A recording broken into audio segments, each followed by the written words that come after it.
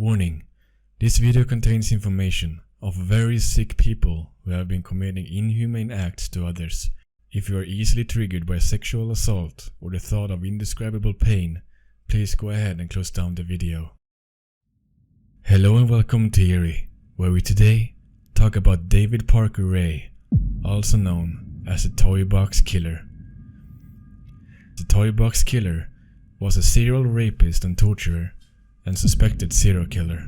Police in Arizona and New Mexico suspected Ray was responsible to the murders of at least 60 people, based on accusations by his accomplices. Ray earned the moniker the Toy Box Killer because he spent $100,000 soundproofing and stocking a truck trailer with devices used to torture his victims. He referred to the trailer as the Toy Box.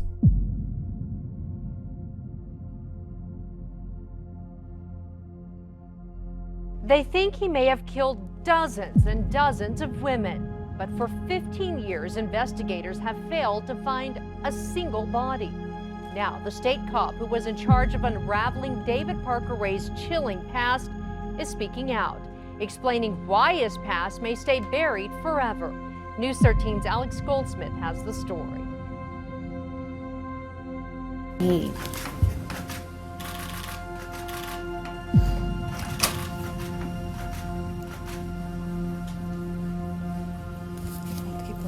Did a lot of sick stuff. Ray was born in Belen, New Mexico on November 6, 1939. His parents, Cecil and Nettie Ray, were poor and lived with Nettie's parents on a small ranch where they raised David and his younger sister Peggy. Cecil was an abusive drunk who lashed out at his wife and children. He eventually left Nettie and the children when David was 10 years old. After Cecil divorced Nettie, the decision was made to send David and Peggy to live with their grandparents on a rural ranch in Mountain Air, New Mexico. Life for David and Peggy took a dramatic turn. Their grandfather, Ethan Ray, was nearing 70 years old and lived with strict standards which he expected the grandchildren to follow. Failure to follow his rules would often result in the children being physically disciplined. At school, David, who was tall, shy and awkward, had a hard time fitting in and was often bullied by his classmates. Much of his spare time was spent alone, drinking and using drugs. He worked as an auto mechanic before joining the army, where he again worked as a mechanic.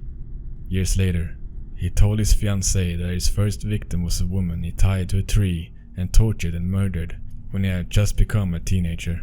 Whether this was true or materialized out of his constant fantasies of bondage and torture is unknown. On March 22, 1999, in Elephant Butte, New Mexico, 22-year-old Cynthia Vigil, naked and with a metal choker collar padlocked around her neck, was running for her life. She had no idea where she was and desperate to find help before her captors caught up with her. She spotted a mobile home with the front door opened. Cynthia ran inside, pleading for help from the shocked homeowner. The police arrived shortly afterward and listened as Cynthia told her terrifying story of kidnap and torture. She told them that a man and a woman had kidnapped, enslaved her and raped her for 3 days. There she was tortured with whips, medical instruments, electric shock and other sexual instruments until she managed to escape. The bruises, burns and puncture wounds that covered her body backed up her story. She met the captors in Albuquerque while working as a prostitute. The man had offered her $20 in exchange for oral sex and they went to his RV. Inside there was a woman who helped the man tie and gag her, along with placing a metal collar around her neck. They drove for over an hour before stopping and dragged Cynthia inside a trailer where she was chained to a bedpost. She then listened to an audio tape describing what would be happening to her while she was there. On the tape, a man she assumed was David Ray explained that she was now enslaved for forced sex and she was to refer to him only as master, and the woman with him as mistress, and never to speak unless spoken to first. She would be naked and chained up, fed and cared for like a dog. She would be tortured, raped, performed for friends while having forced sex with animals, subjected to anal penetration and placed in various positions which exposed the private areas of her body. She was also warned that she was one of many enslaved people that had been held captive, and many of those who did not cooperate died. Hello there, bitch. Are you comfortable right now? I doubt it. Wrists and ankles chained, gagged, probably blindfolded. You are disoriented and scared, too, I would imagine. Perfectly normal, under the circumstances. For a little while, at least, you need to get your shit together and listen to this tape. It is very relevant to your situation. I'm going to tell you, in detail, why you have been kidnapped, what's going to happen to you and how long you'll be here. I don't know the details of your capture, because this tape is being created July 23rd, 1993 as a general advisory tape for future female captives. The information I'm going to give you is based on my experience dealing with captives over a period of several years. If, at a future date, there are any major changes in our procedures, the tape will be upgraded. Now, you are obviously here against your will, totally helpless, don't know where you're at, don't know what's gonna happen to you. You're very scared or very pissed off. I'm sure that you've already tried to get your wrists and ankles loose, and no you can't. Now you're just waiting to see what's gonna happen next. You probably think you're gonna be raped and you're f***ing sure right about that. Our primary interest is in what you've got between your legs. You'll be raped thoroughly and repeatedly, in every hole you've got. Because, basically, you've been snatched and brought here for us to train and use as a sex slave. Sound kind of far out? Well, I suppose it is to the uninitiated, but we do it all the time. It's gonna take a lot of adjustment on your part, and you're not gonna like it a fucking bit. But I don't give a big rat's ass about that. It's not like you are gonna have any choice about the matter. You've been taken by force, and you're going to be kept and used by force. What all of this amounts to is that you're gonna be kept naked and chained up like an animal, to be used and abused any time we want to, any way that we want to. And you might as well start getting used to it, because you're gonna be kept here and used until such time as we get tired of f***ing around with you. And we will, eventually, in a month or 2, maybe 3. It's no big deal.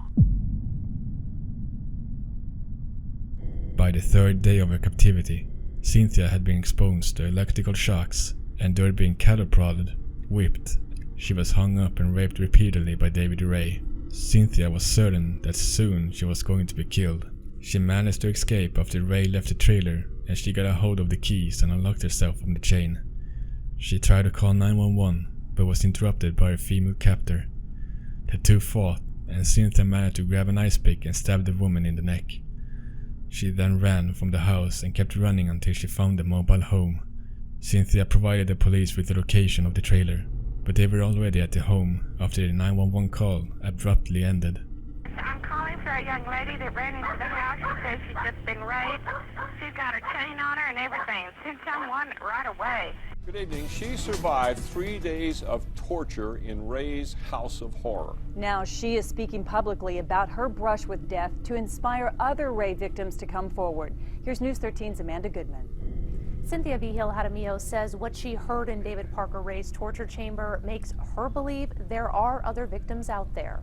That scared me to death, what I went through. And for a while, it scared her into silence. But now, Cynthia Vigil Jaramillo, the woman who escaped David Parker Ray's torture trailer in chains more than a decade ago, is breaking her silence. It's been very hard and very nerve-wracking. Ray and his girlfriend picked her up on Central near Nob Hill in 1999 for sex.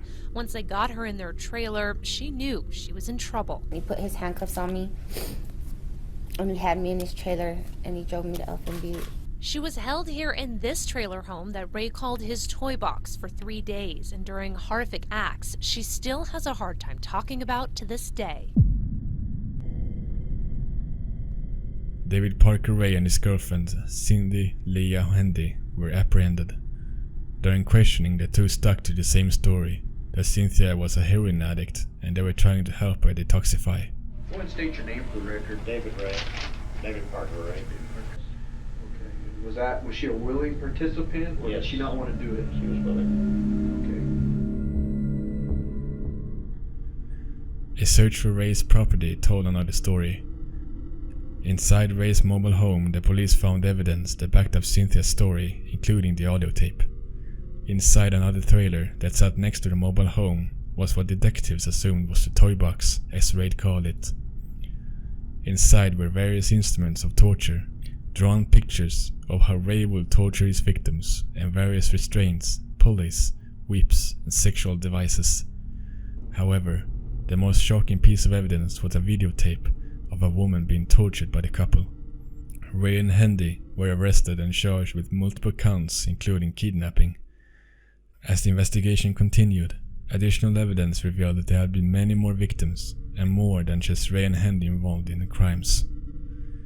Investigators also suspected that along with Ray being a serial rapist, he was also likely a serial killer.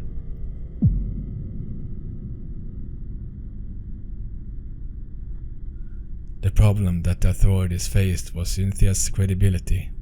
She was an admitted prostitute, and there was no way to prove that she was not there willingly.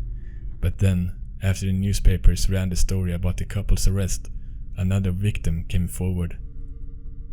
Kelly Garrett was found in Colorado, had been married just a few days before she was held captive by Ray and his daughter, Jessie Ray. Jessie Ray was friends with Garrett, took her to a bar and drugged the beer that she was drinking. As Garrett struggled to leave the bar, Ray hit her on the head from behind. She was subjected to torture and rape for 3 days, then drugged and left on the side of the road near her in-laws' home. Garrett's in-laws assumed she had been on a drug binge, and she was still too confused to recall exactly what happened. As a result, she was asked to leave and she returned to Colorado. As time went on, she remembered more about her ordeal, but she still suffered from amnesia.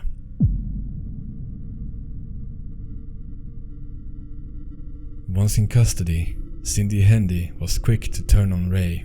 In a plea deal that included a reduced sentence. She told investigators that Ray told her about 14 murders that he had committed and where some of the bodies had been dumped. She also told of some of the different ways Ray would torture his victims, which included using a mirror which was mounted in the ceiling above the gynecologist-type table he used to strap his victims to, so that they would have to watch what was being done to them. Ray would also put his victims in wooden contraptions that bent them over and immobilized them while he had his dogs rape them and sometimes other friends. She also gave the names of other accomplices, which included Ray's daughter, Glenda Jessie Ray, and Dennis Roy Yancey. According to Hendy, Jessie and Dennis had participated in the murder of Dennis's ex-girlfriend, 22-year-old Mary Parker. Cindy Hendy was sentenced to 36 years as agreed to in the plea bargain. She also testified against Ray during his trials. Dennis Roy Yancey received 2 15-year sentences for second-degree murder and conspiracy to commit first-degree murder. He was released after serving 11 years, but returned to custody until 2021 after violating his parole. It was decided David Parker Ray would be tried separately for each victim, Cynthia Vigil, Angelica Montano, and Kelly Garrett. He later agreed to a plea deal and was sentenced to 224 years. On May 28, 2002, Ray died of a heart attack while on his way to an interrogation by state police at Lee County Correctional Facility. So that was the story about the toy box killer. I hope you found it interesting.